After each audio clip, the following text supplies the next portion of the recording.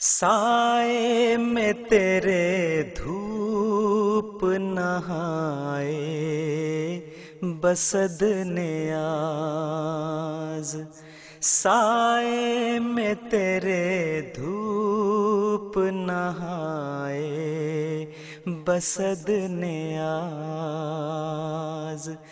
ऐ छाओ छाओ शख्स, ऐ छाओ छाओ शख्स, तेरी उम्र हो दराज। ऐ छाओ छाओ शख्स, तेरी उम्र हो दराज।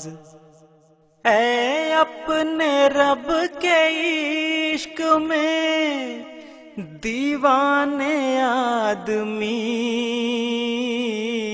ऐ अपने रब के इश्क में दीवाने आदमी। दीवाने तेरे हम के हुआ तू खुदा का नाज। दीवाने तेरे हम के हुआ तू खुदा का नाज। ऐ छाओ छाओ शख्स, ऐ छाओ छाओ शख्स, तेरी उम्र हो दराज। ऐ छाओ छाओ शख्स, तेरी उम्र हो दराज। क्यों कर खुले खुदा जो न देखो वो आदमी, क्यों कर खुले खुदा जो न देखो वो आदमी। सजदा करे ज़मीं पे तो हो अर्श पर नमाज। Mesihi premtuar alayhis salam, duke marrë udhëzim prej Zotit të Madhërisëm, vuri themelet e Gjelsës Salanës, pra të tubimit vjetor, i cili sot zhvillohet në vende të ndryshme të botës. Ai, duke paralajmëruar rritjen për hapjen dhe lullëzimin e këtij kuvendi shpirtëror, kishte shkruar: Mos e konsideroni këtë mbledhje si kuvende të zakonshme, sepse ajo bazohet plotësisht në mbështetjen e së vërtetës dhe përhapjen e mesazhit të Islamit. Gurthemelin e këtij xhamati e ka vënë vetë Zoti i Lartësuar, dhe ai ka përgatitur kombe të cilat së shpeti do të bashkohen në të. Më pas, duke parashtruar qëllimet dhe objektivat e kësaj gjelse, ai shkruan: Qëllimi më kryesor ndër objektivat e këtij tubimi është që t'i japim çdo individi të sinqert mundësinë për të fituar dobit fetare, po ashtu që ata të pasurojnë njohuritë e tyre dhe duke bekuar prej mëshirës së Zotit, të arrijnë të shtojnë njohjen e tyre rreth tij. Përpos këtyre dobive, antarët përmes këtij takimi do të arrijnë të njihen me miq të tjerë, dhe kështu do të përforcohen lidhjet e tyre vëllazërore brenda xhamatit. Prandaj çdo kush që mund të përballojë këtë udhtim duhet ta ndjek patjetër këtë gjelse, e cila pasqyron qëllime të shumta të bekuara, dhe ta mos e trembin harxhimet e vogla në rrugt të Allahut dhe të dërguarit të tij sallallahu alaihi wasallam. Zoti i Lartësuar i shpërblen të sinqertët për çdo hap që marrin ata. Asnjë përpjekje e mundim që bëhet në rrugën e tij nuk shkon kot. Sot tubime të tilla zhvillohen pothuaj në të gjitha vendet e botës, dhe kështu ato vullosin vërtetësinë e Mesihut të premtuar alayhis salam. Në këto tubime jo vetëm që jepen fakte dhe argumente që përforcojnë besimin, bindjen dhe njohjen e besimtarëve, por u ashtojnë besimin përmes rrëfimeve të mbështetjes së Zotit dhe pranimit të lutjeve. Karvani I gjatë I këtyre kuvendeve shpirtërore u ndal për një qëndrim të vogël edhe në Shqipëri, ku u mbajt Xhelsa Salana I 7 e Shqipërisë më 12 tetor 2014. Si vjet përpos pjesëmarrjes nga vendi, musafirët erdhën edhe nga Kosova e Maqedonia. Në fillim u zhvillua ceremonia e ngritjes së flamurit, e ndjekur nga lutje solemne.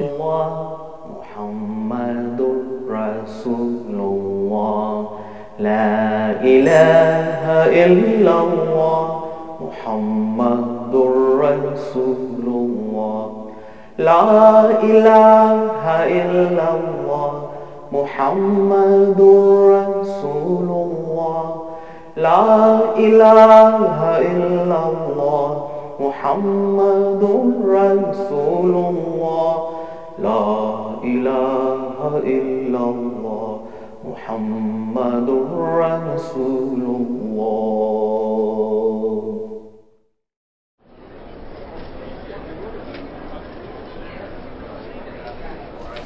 Assalamu alaikum.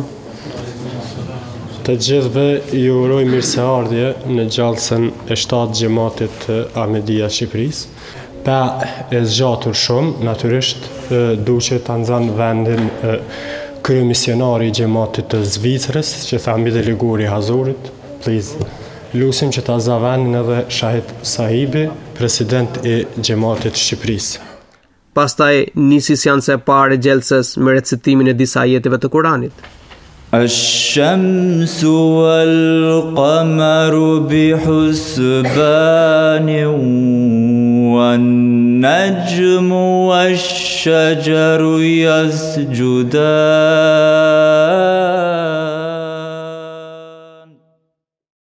Fjalimin e parë e mbajti Zotri Shkëlqim Bytyqi rreth temës vendosja e dinjitetit njerëzor nga I dërguari I Allahut sallallahu alaihi wasallam. Ai duke përshkruar gjendjen e para Islamit tregoi për revolucionin e madh shpirtëror dhe moral që solli profeti Muhammed sallallahu alaihi wasallam. Ai tregoi se duke vendosur vlerat më sublime njerëzore, profeti ndryshoi rrjedhën e jetës shoqërore. Pastaj imoraliteti dhe krimi duke mëshiruar mësimet e bukura të Kuranit në karakterin e tij shkëlqyer, profeti bëri përpjekje madhore për mbrojtjen e dinjitetit njerëzor, të drejtave të varfërve, jetimëve dhe grave të vej. Profeti sallallahu alaihi wasallam ngriti lart të drejtat bashkëshortore. Ai jo vetëm që u kujdes për të drejtat e shërbëtorëve, por hodhi poshtë të gjitha dallimet ratësore, padrejtësitë e aktet të dhunshme. Zoti Shkëlqimi u ndal edhe në fjalimin e haxhit të lamtumirës, ku gjenden porositë të fundit të profetit sallallahu alaihi wasallam për umetin e tij. Ai tha: Mirë po Zoti, duke qenë I mëshirshëm dhe duke ndjekur praktikën e tij të përhershme, dërgoi profetin Muhammed sallallahu alaihi wasallam, një profet madhështor, për t'ia sjellë njerëzimit edhe njëherë dinjitetin e vet që e meriton. Si arriti këtë I dërguari I Allahut sallallahu alaihi wasallam? Këtë e bëri duke ia mundsuar njerëzve ta njohin Zotin e vërtet dhe duke I pastruar nga ndytësitë e idhujtarisë plotësisht. Duke shijuar besimin e vërtet dhe të plot, ata fituan një vullnet të pashoq për të ngritur moralet e tyre në nivel më të lartë dhe për të bërë atë revolucion që bota nuk e kishte dëshmuar asnjëherë. Ata ishin sikur bimet e vyshkura të dimrit, por profeti Muhammed sallallahu alaihi wasallam solli tek ta pranverën dhe kështu ata u ringjallën dhe filluan të lulëzojnë. Profeti Muhammed sallallahu alaihi wasallam me shembullin dhe modelin e tij të përkryer u tregoi atyre qëllimin e krijimit të tyre dhe si të arrihet ky qëllim.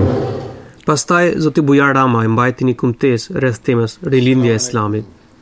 Ai duke shprehur keqardhje për rritjen e anarkisë, çrregullimit dhe konflikteve fetare dhe për vendosin e të ashtu quajturit kalifat mizor politik së fundmi, argumentoi se arsyeja pas shfaqjes së ekstremizmit, konflikteve fetare dhe lëvizjeve të shumta politiko-fetare është keqinterpretimi i ajeteve të Kuranit dhe deformimi i koncepteve të Islamit.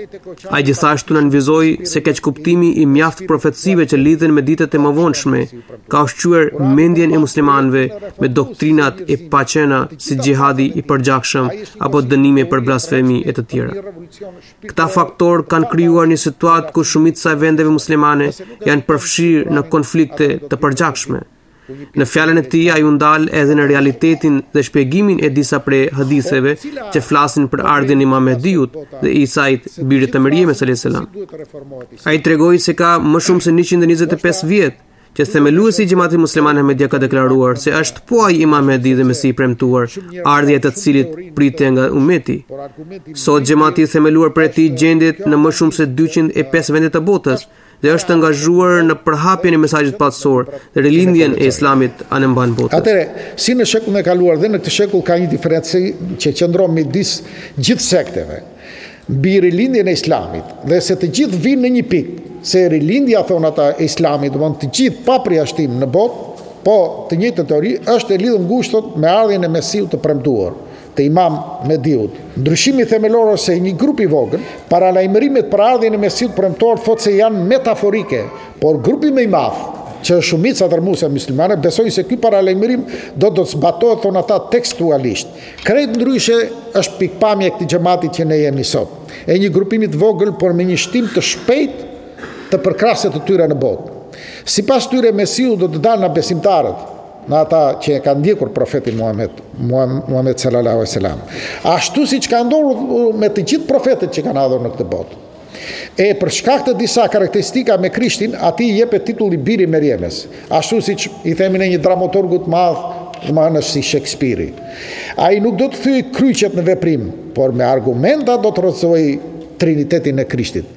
Pra, ai nuk do të thyej kryqe me veprim, por me argumenta do të rrëzojë teorinë e trinitetit të Krishtit. Krishtit Zot, se është shpallur Zot, që shprehet me simbolin e kryqit. Ai nuk do të vrasë vërtet dërrat, por do të luftohet kultura e ndyrës sjellshme si dërra, që sa njerëz kemi sot, në ngrënie, në epshe, në shturje seksuale që po dominon sot botën, si në perëndim dhe në lindje. Dexhalli simbolizon fuqinë e një sistemi, e një kombi, periudhje, superficie, simbolet i do të jenë kryqi dhe derri, që do të komandojnë botë dhe në hapësirë. Syri i tij djathtë do të jetë i verbër. Përse? Që është syri shpirtëror, nuk ka shpirt. Ka vetëm sy i majt, i cili shikon deri në thellësitë sot të oqaneve. Shkenca ka arritur deri në thellësitë të oqaneve dhe në thellësitë të hapësirës, vetëm në ana materiale, si të grumbulloj sa më shumë para. Ky është një interpretim i Dexhallit sotëm. Pra ky është një simbol që sot simbolizon të gjithë mjetet e transportit, po ajo sot që furnizohet me zjarr. Kush furnizohen sot me zjarr? Të gjitha avionët, makinat, të gjitha janë me zjarrin e naftës. Dhe ky është Dexhalli sot. Është këto shoqëri të fuqishme, këto sisteme të cilat mendjen e kanë të grumbullojnë sa më shumë para, por po u ikën shpirti dhe janë të braktisur nga shpirti. Dhe ardhja e Imam Mehdiut është simbolike, pasi pasuria që Imam Mehdiut do të shpërndaj, nuk është ajo që thuhet se do të sjellë bollëklëk, por është pasuria e diturisë, pasuria shpirtërore dhe jo materiale. Imam Javed Iqbal Nasir mbajti fjalën e radhës rreth mësimeve të Islamit për një jetë të lumtur familjare. Ai tregoi se çdo kush në këtë botë është në kërkim të lumturisë dhe qetësisë shpirtërore. Por shumë kush nuk di se si të arrijë atë. Në Kur'an, Allah lartësuar ka paraqitur një sër këshillash, të cilat nëse vihen në zbatim, mund të shndrojnë jetën bashkëshortore si në parajs. Nëse Kurani famlar të cilëson burrin dhe gruan si veshje për njëri tjetrin, ai gjithashtu porosit burrin që të kujdeset për nevojat e bashkëshortes. Imam Javedi rrafeu disa ngjarje mbreslëndse nga jeta e profetit Muhamedit sallallahu alaihi wasallam. Profeti sallallahu alaihi wasallam kishte thënë: Muslimani më i mirë është ai i cili posedon morale të larta dhe më i miri ndër ju është ai që sillet mirë me gruan e tij. Në fjalën e tij gjithashtu citoi gjerësisht porositë e Mesihut të premtuar selam dhe kalifit të pestë Ayatollah Talha bin Aziz. Kalifi i pestë i Mesihut të premtuar na këshillon. Dëshira e parë e gruas besnike duhet të jetë fitimi i kënaqësisë së Zotit. Pastaj kënaqësia e burrit. Ajo duhet t'u jep edukat të mirë fëmijëve të saj dhe t'u krijoj një lidhje të fortë me kalifatin. Nëse këto gjenden në një shtëpi, atëherë ajo shtëpi kur nuk mund të shkatërrohet. Më pas, zotri Ilirian Ibrahimi rrëfeu se përse kishte pranuar Xhamatin Musliman Ahmedia. Ai u shpreh se kushdo që e pranon Mesihun e premtuar selam dhe bën përpjekje të sinqerta për t'u përmbajtur porosive të tij, gjen një ndryshim të pastër rënjësor në veten e tij. Ai tha se shtysa e parë që ai nxiti drejt këtij vendimi ishte padyshim sjellja vëllazërore, karakteri i lartë dhe dashuria e sinqertë e anëtarëve të xhamatit. Këta të rinj që përfaqësojnë denjësisht islamin e vërtet, rezatonin paqen, harmoninë, tolerancën fetare dhe dashurinë në të gjitha fjalët dhe veprimet e tyre. Ai u shpreh se Ahmediati jo vetëm që i dha argumente të pakthyeshme të vdekjes së Isait alayhis salam, por e njohu sikur më parë me statusin madhor të dërguarit të Allahut sallallahu alaihi wasallam. Ai theksoi se xhamati shpjegon shenjat e kiametit dhe ardhjes së Mesihut të premtuar selam aq qartë, saqë ato nguliten në zemër dhe duket sikur nuk ka asnjë dallim midis fesë dhe logjikës. E kështu bota materiale dhe shpirtërore shkrihen në një qenie të vetme. Ai vlerësoi edhe shkrimet e Mesihut të premtuar selam dhe kalifëve të tij si një thesar i çmuar.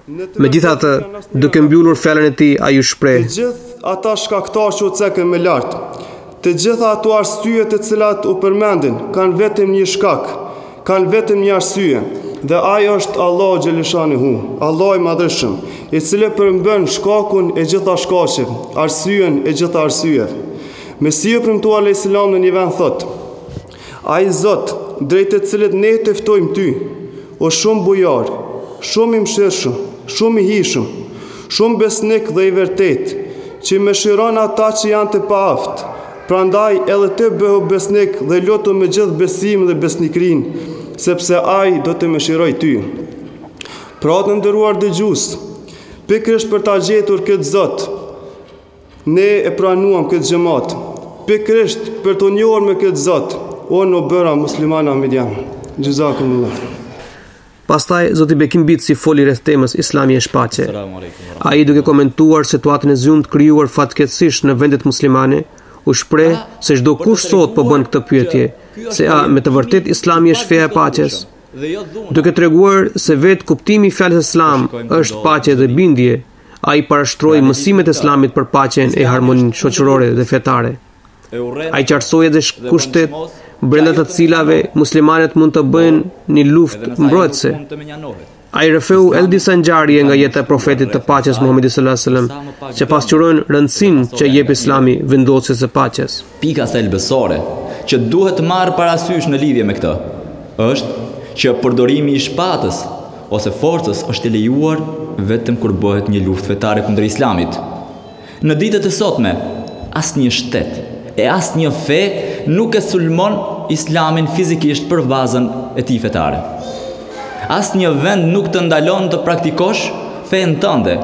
Andaj edhe muslimanët nuk kanë asnjë lloj justifikimi për të sulmuar dikë dhe dikë në emër të Allahut, në emër të fesë, sepse një gjë e tillë është shkelje e hapur ndaj mësimeve të Kuranit.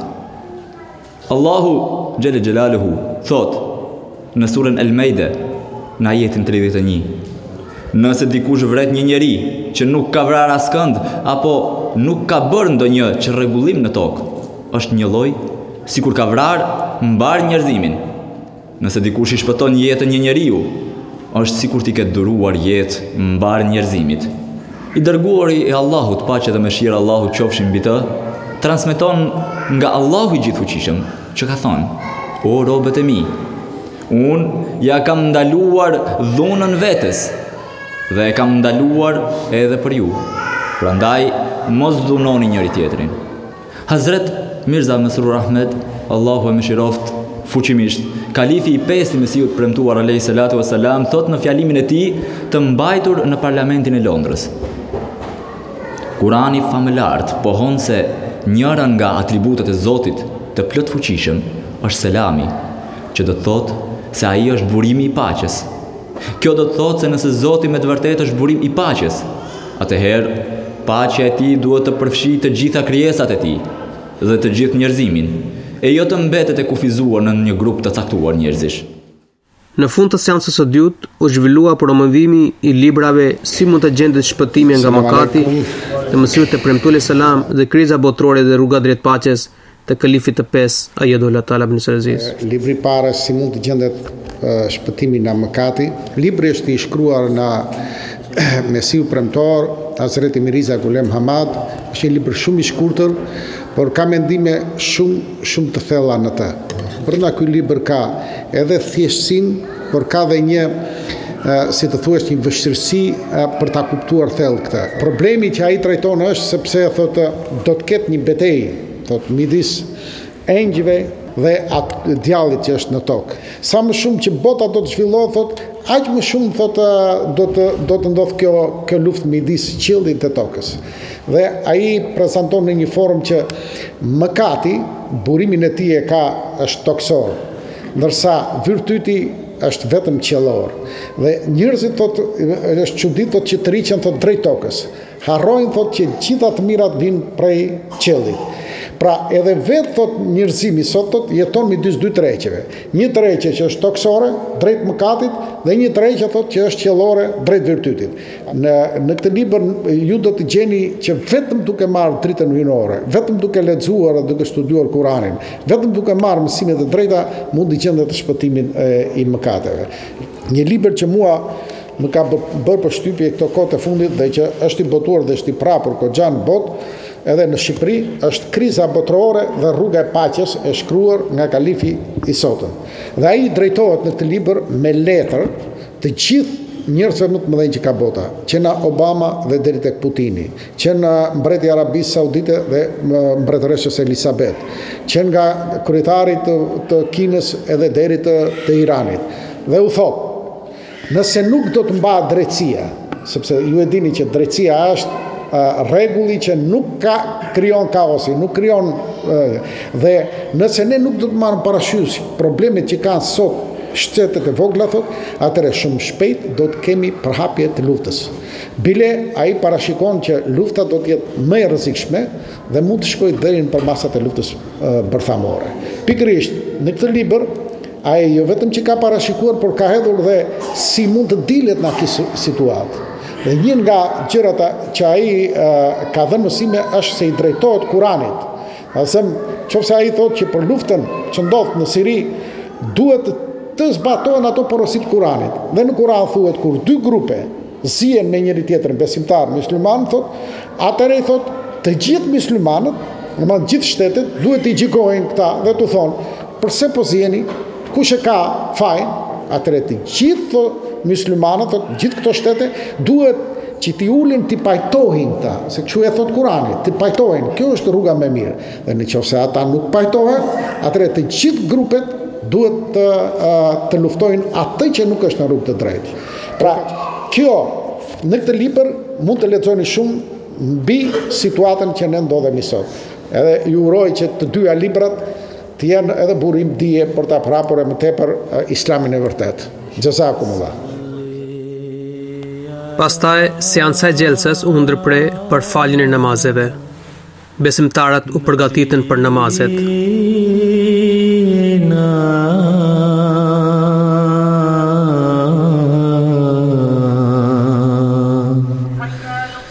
Salli ala Muhammadin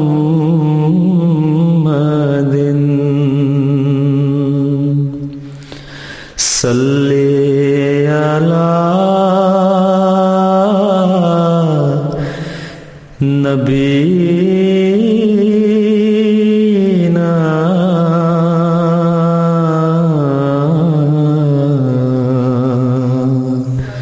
Salli ala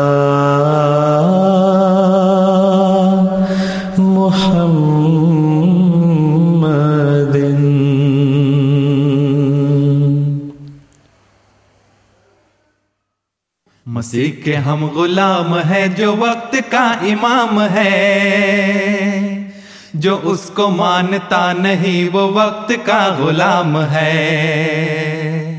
खुदा है जिससे बोलता फरिश्ते हम कलाम है,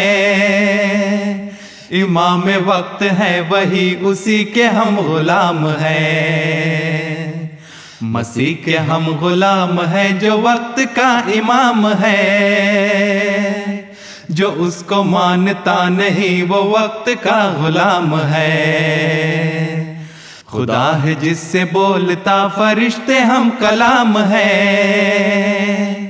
इमाम वक्त है वही उसी के हम गुलाम हैं। Pas recitimit të Kuranit u lexuan disa vargje nga poezia e Mesihut e Premtuar alayhis salam.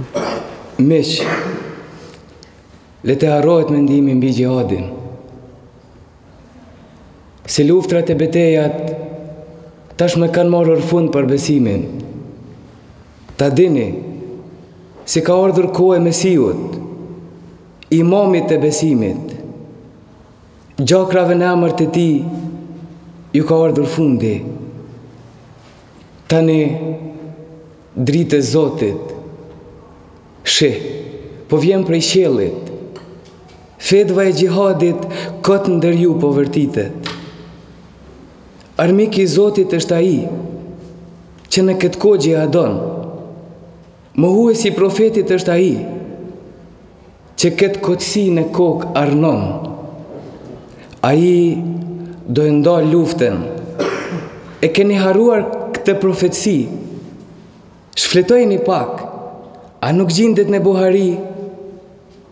Profeti i zgjedhur, kryetari i 2 botrave, ka thënë: Mesiu i premtuar luftrave do t'u jap fund.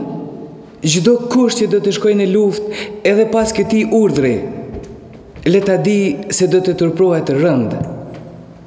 Është shenjë e Mesiut. Kuptoje? Nuk do shpjegim. Ai do t'u jap fund luftrave në emër të besimit. O popull,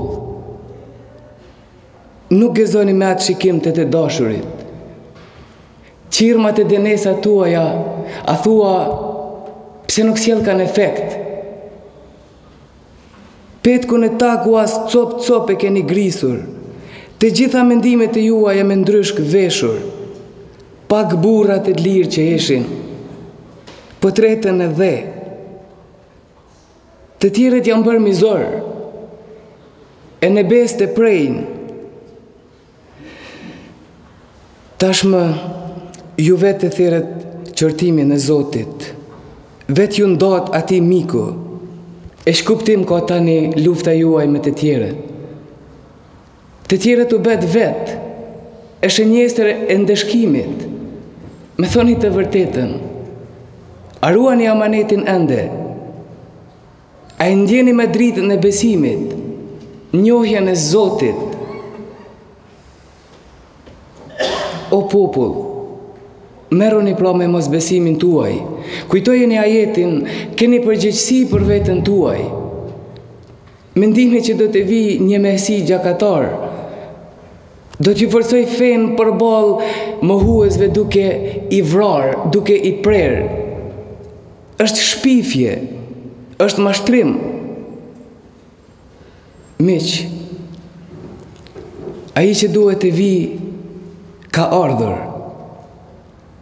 Këtë sekret edhe dielli, edhe hëna i ka dëshmuar. Nuk janë pak shenjat që keni parë. Ndër ju, ata që duan besimin dhe besnikrin, e kanë për detyrë ta shtrojnë zemrën pa pritim, t'u tregojnë njerëzve se është koha e Mesiut. Tani me gjihadi me armë është punë e shëmtuar. Unë e kreva detyrën time. O miq, po s'kuptua tani, do ta mësoni prej Zotit. Pastaj Zoti Shahid Ahmadi trajtoi temën kalifati i vërtet islamik. Ai, duke sqaruar konceptin e kalifatit në Islam, dha për kufizimin dhe tiparet e tij, Ai nënvizoi nevojën dhe rëndësinë e kësaj udhëheqje, të tregojë se sipas profecisë së profetit Muhammed sallallahu alaihi wasallam, ekziston një sistem i tillë në botën islame. Ai bëri një përqasje të qartë midis të ashtu quajturit kalifat të ISIS-it dhe atij që ekziston prej më shumë se 100 vjetësh në Xhamatin Musliman Ahmedia pas vdekjes së Mesihut të Premtuar alayhis salam. Ai u shpreh: Kalifi i Islamit jo vetëm që po inkurajon besimtarët për të përmirësuar gjendjen e tyre morale, shpirtërore dhe fetare, por përhap Islamin e vërtet në të gjitha platformat të mundshme. Ai shfaqet herë duke promovuar Islamin e vërtet, po ai i dashurisë, tolerancës dhe mëshirës, si me fjalë edhe me vepra, në parlamente, kuende dhe evenimente të posaçme, dhe herë duke drejtuar të gjithë liderëve dhe prijesve qofshin politik apo fetar që të bashkohen për të vendosur paqe, harmoni dhe tolerancë. Kjo është e vetmja rrugë që mund të shpëtojë botën nga shkatrimi i mundshëm. Fjalimin e fundit e kësaj gjelse mbajti Imam Samad Ahmed Ghori rreth një çështje mjaft të rëndësishme, realiteti i xihadit. Duke bazuar në Kur'anin famlar dhe thënit e të dërguarit të Allahut sallallahu alaihi wasallam, ai shpjegoi se xihad me vetveten, pra imposhtja e nefsit, xihad me anë të Kuranit, pra përhapja e Islamit, janë të detyrueshme për çdo musliman për te kufirit kohor apo hapsinor. Ndërsa xihadi i tretë me shpatë, që bëhet si vetëm mbrojtje kundër armikut që sulmon, lejohet në raste shumë specifike. Ai gjithashtu citoi prapavjen e ngjarjeve të dhunës dhe torturës ndaj muslimanëve, që detyruan profetin Muhammed sallallahu alaihi wasallam dhe muslimanët për të shpëngulur nga Mekka. Por kur ata akoma u sulmuan vetëm për shkak të besimit të tyre, atëherë Zoti duke ndihmuar të shtypurit, lejoi që ata të ngrinë armë vetëm në vetëmbrojtje. Krahas këtij lejimi të kushtëzuar, Islami në asnjë mënyrë nuk lejon përdorimin e dhunës në çështjet fetare. Ai gjithashtu preku rritjen e ekstremizmit dhe përdorimin e akteve të dhunshme terrori në emër të xihadit dhe ja atriboi përgjegjësinë e këtij çrregullimi keq interpretimit të xihadit, i cili gjendet gjërësisht në literaturën fetare. Madje pritja për ardhjen e një Imam Mehdiu gjakatar dhe luftëtar që do t'i vrasë jo muslimanët dhe kështu do t'i sjellë fitore Islamit, ka gjithashtu kontribuar në rritjen e urrëties dhe dhunës fetare. Ai shpjegoi këto hadithe dhe tregoi se ardha e Imam Mehdiut do t'u jap fund luftrave fetare. Për të qartësuar realitetin e xihadit, ai gjithashtu citoi disa fragmente nga shkrimet e Mesihut të Premtuar alayhis salam. Të nderuar miq, sot muslimanët nuk kanë asnjë rrugë tjetër për t'i ikur kësaj problematike, pra të xihadit të deformuar, përveç se të pranojnë thirrjen e imamit të kohës të lëshuar para 120 vitesh, në të cilën ai u bën thirrje pra të hiqnin dorë nga xihadi me armë, duke dhënë një zgjidhje kësaj çështjeje. Mesiu premtuar para themeluesi këtij xhamati në vitin 1902 tha: "Tani është koha dhe ora kur duhet ta shporrim këtë mendim të gabuar nga zemrat e njerëzve, e jo ta lejojmë që të rrënjoset akoma më shumë. Nëse dietarët musliman bien në ujdi që të punojnë për ta larguar këtë mendim nga zemrat e atyre muslimanëve që vuajnë nga egërësia, do t'i bëjnë një favor shumë të madh popullit, dhe jo vetëm kaq, por fal tyre do të zbulohen mirësi të shumta të Islamit para botës. Rrjedhimisht, gjithë nervozizmi që kanë kundërshtarët e Islamit për shkak të keqkuptimeve të tyre do të largohet dhe ata do të fillojnë ta shohin Islamin me një sy të pastër dhe kështu shumë shpejt do të përfitojnë nga ky burim i dritës." Në fund, Zotri Sadakat Ahmed Sahibi, kryeimami i xhamatit të Zvicrës, mbajti fjalimin mbyllës. وأشهد أن محمدا عبده ورسوله أما بعد فأعوذ بالله من الشيطان الرجيم بسم الله الرحمن الرحيم. My esteemed audience, my dear brothers and sisters. Në fund, Zotri Sadakat Ahmed, kryeimami i Zvicrës, në fjalën e tij mbyllëse u shpreh se përballë gjithë panoramës së zgjuar të botës muslimane, e vetmja shpresë vjen nga një bashkësi e vogël që quhet Xhamati Musliman Ahmedia. Antarët e këtij xhamati, duke pranuar Mirza Ghulam Ahmedin alayhis salam si Imam Mehdi dhe i Mesih i premtuar kanë marrë përsipër ringjalljen e vlerave të vërteta të Islamit dhe përhapjen e mesazhit të Islamit në anën mban botës. Ai theksoi se një ndër qëllimet e ardhjes së Imam Mehdiut është vendosja e lidhjes së njeriut me Zotin. Ai gjithashtu lexoi disa fragmente nga shkrimet e Mesihut të premtuar salam, në të cilat ai përshkruan madhështinë dhe pozitën e lartë të Zotit. Në fjalën e tij, ai këshilloi anëtarët për të integruar fort me sistemin e kalifatit dhe për të dëgjuar dhe zbatuar porositë e kalifit që ai jep në fjalimet e tij të xhumave. Në fund, ai rrefeu disa ngjarje besimshtutëse që tregonin ndryshime të qilltra në jetën e anëtarëve pas pranimit të xhamatit. I want to thank you. May Allah bless you, and Allah has already blessed you. You are among those who are privileged and blessed to be here and to participate in this blessed jalsa.